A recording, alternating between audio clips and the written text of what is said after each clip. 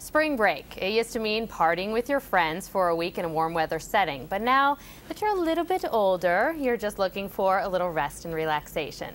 So what's the best way to get some sun, avoid the crowds, and do it all on a budget? Our next guest has some tips. We're joined by Kelli Grant, Senior Consumer Reporter for SmartMoney.com. Good morning, Kelli. Good morning. So now that we're more mature, we don't want to hang with the college kids. Where can we go on a budget? Where's some good spots? Actually, a surprising one is Hawaii. Now, it's not exactly budget, but it's certainly cheap right now for Hawaii. And it's really out of the college student's budget because of this long-haul flight, which is going to start at about $500 for April or March if you're coming from LA. But once you get there, the lodging is actually really cheap right now. We're seeing some resorts that are discounting rates by up to 65%, which means you could pay as little as $79 a night. So pretty steep discounts there. That's a good bargain. What about Florida? Any good spots there? There are. You have to be careful in Florida. Obviously, college students take over most of Florida's beaches.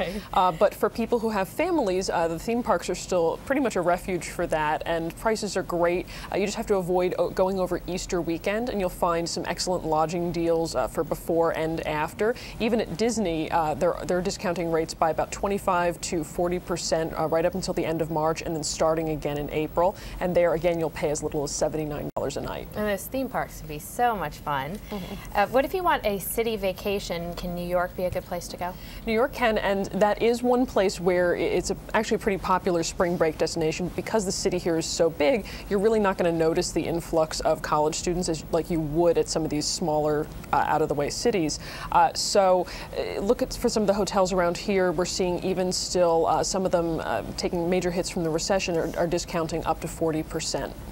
I know a lot of people, when they think of a quick jump away, they think of Vegas. Is that still a good spot to go to in today's economic times? Vegas is offering actually some of the best deals in the country right now. They're really hurting for business. Bing Travel compared rates and found that compared with last year, a week-long vacation including airfare is about 14% cheaper for two people. So you could get away for about $200 to $300 just for a whole week. Plus the casinos are offering some great deals, including free spa services, show tickets, and casino chips. Who doesn't like gambling?